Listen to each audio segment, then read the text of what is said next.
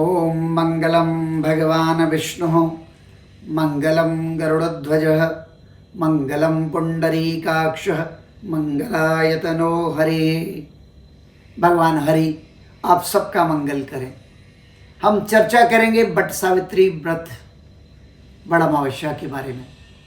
ये व्रत अपने आप में बहुत महान व्रत है। ये करवा चौथ से भी बढ़कर है। स्त्रियों के लिए अखंड सौभाग्य देने वाला व्रत है। इसके बारे में आपको चर्चा विस्तार से मैं सुनाऊंगा और क्या इसका पौराणिक महात्म्य है।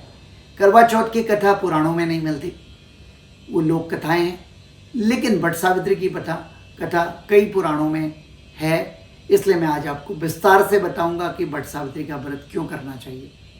हिंदू धर्म में सुहागनों के लिए बहुत ही महत्वपूर्ण दिन है बड़ा अमावस्या का दिन। इसको बट सावित्री व्रत भी कहते हैं। इस दिन सुहागन अपने पति की दीर्घायु की कामना के लिए, आयु आरोग्य की कामना के लिए व्रत करती है। इतना ही नहीं, यह पति की उन्नति और पति की प्रसन्नता तथा संतान सुख के लिए भी किया जाने वाला उत्तम व्रत है। स्त्रियां अगर हो सके तो निर्जला व्रत रखें, बिना जल पिए पूरा व्रत करें, क्योंकि ग्रीष्म इतना ज़्यादा है। अगर संभव नहीं है तो आप जल लेके भी व्रत कर सकती हैं, यह भी आपके लिए उचित होगा। कहा जाता है कि रोग व्याधि दुर्घटना अकाल मृत्यु इन सब के समूल नाश के लिए स्त्रियां अपने पति और अपने संतान के लिए यह व्रत रखती हैं। कथा इसकी आती है पुराणों में। भद्र देश के राजा अश्वपति, जिनकी पुत्री सावित्री देवी है, बहुत देर में संतान हुई। संतानहीन थे पिता अश्वपति और बड़े उपायों से, कई वर्षों की तपस्या से, यज्ञों से पुत्री पैदा हुई सावित्री जी के आशीर्वाद से। और पिता ने पुत्री का नाम ही सावित्री रख दिया। और बहुत ही रूप सौंदर्य से भरपूर, गुणों की खान, सुशिक्षित, चारों तरफ ख्याति फैल गई। और एक बार पिता ने कहा, बेटी अपने लिए तुम वर ढूंढ के लाओ। और वो अपने लिए वर ढूंढ के लिए निकली। साल्व देश के राजा द्युमत्सेन, उनका पुत्र जंगल में लकड़ी काट रहा था, क्योंकि साल्व देश के राजा का जो साम्राज्य उनके शत्रु राजाओं ने छीन लिया था। वो दर दर के भिखारी बन गए थे। पुत्र किसी तरह लकड़ी काट के आपकी जीविका चला रहा था। ऐसे में जब उसको लकड़ी काटता देखा, उसके रूप सौंदर्य और उसके गुणों पर मोहित हो गई सावित्री।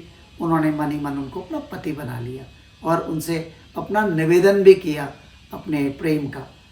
तो राजा द्युमत्सेन के पुत्र सत्यवान ने उनको कहा, देवी मैं तो भिखारी हूँ, मेरे पास तो कुछ है नहीं, तुम तो इतने बड़े राजा की पुत्री हो और गुणों की खान, भला हमारा संयोग कैसे हो सकता है।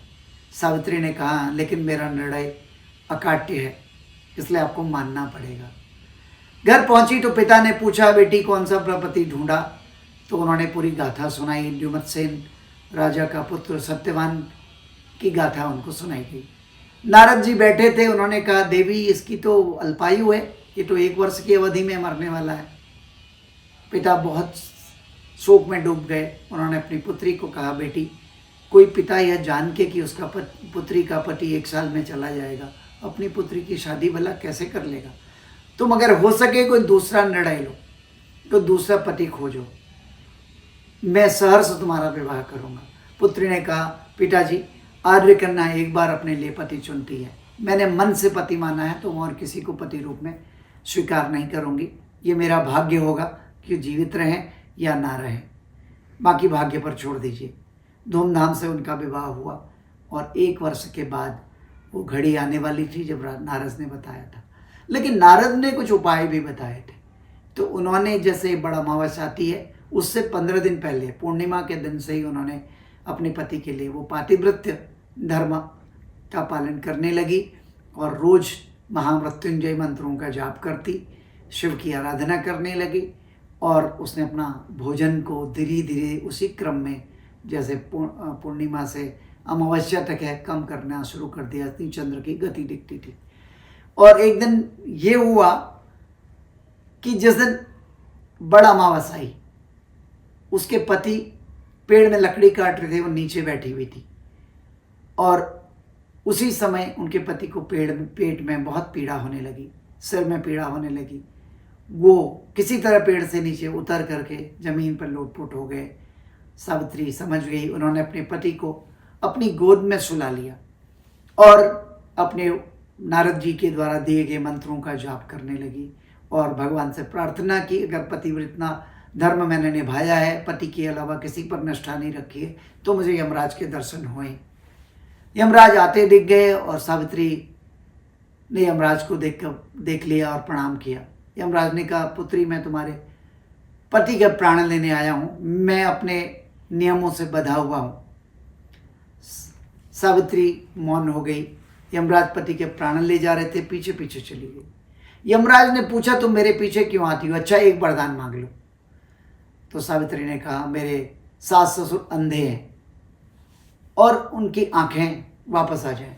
यमराज ने सहर्ष तथास्तु कह दिया। यमराज फिर जाने लगे तो सावित्री फिर पीछे पीछे चली। यमराज ने हैरानी से देखा और कहा, देवी क्या बात है, फिर से आशीर्वाद लेके भी तुम पीछे आ रही हो?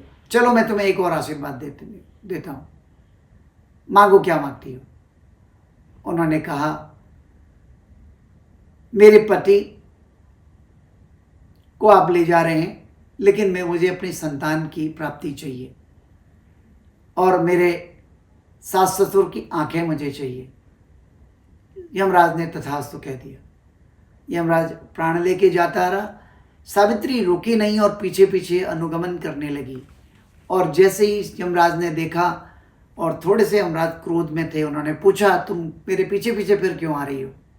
सावित्री ने कहा, यमराज आप धर्मराज हैं, विचार करिए, आपने मुझे पुत्रवती होने का आशीर्वाद दिया है, लेकिन मेरे पति को आप ले जा रहे हैं। बिना पति के पुत्र की कामना संभव ही नहीं है। यमराज बात हार चुके थे। उन्होंने सावित्री के पति के प्राण उनको लौटा दिए और कहा, देवी ये पहली बार ऐसा हुआ है और आइंदा जो भी इस बट सावित्री की कथा करेगा तो सावित्री के नाम से इस बड़ा अमावस को व्रत रखेगा, वो स्त्री अखंड सौभाग्यवती होगी, पति की अकाल मृत्यु दूर होगी और दीर्घायु की प्राप्ति होगी, दुर्घटना आदि से बचाव होगा। तब से यह बट सावित्री का व्रत किया जाता है। इसलिए आप सभी भी स्त्रियां ये बट सावित्री व्रत करें। शायद करवा चौथ से भी ज़्यादा इसमें अखंड सौभाग्यवती होने के फल प्राप्त होंगे। संतानहीनों को संतान की प्राप्ति होगी, समृद्धि वालों को समृद्धि मिलेगी। जो पति का नौकरी व्यवसाय में प्रॉब्लम है, व्यापार में दिक्कत है, तो आप इस व्रत को करिए, समृद्धियाँ भी उसी तरह लौटाएंगी जैसे सावित्री के घर में लौटाई थी। ये बड़ी रोचक कथा थी जो मैंने आपको सुनाया। फिर एक निवेदन, ऐसी कथाएं हम आपको बार बार सुनाते रहेंगे, लेकिन आपको प्रोत्साहन करना होगा। आपसे कुछ पैसा नहीं मांग रहे, आप हमारे चैनल को सब्सक्राइब करें और लोगों तक इसको बढ़ाएं, ताकि हमारी धर्म संस्कृति यहाँ जीवित रहे और लोगों तक पहुँचे। हमारे तीर्थों पर्वों का महात्म्य है और ये महात्म्य लोगों तक पहुँचे, लोगों के काम आएगा। बस आपके लिए अखंड सौभाग्यवती होने का आशीर्वाद। सुखी रहें और आरोग्य रहें। सर्वे भवन्तु सुखिनः, सर्वे सन्तु निरामया, सर्वे भद्राणि पश्यन्तु, मा कश्चित् दुःखभाग् भवेत्। राधे राधे, नमस्कार।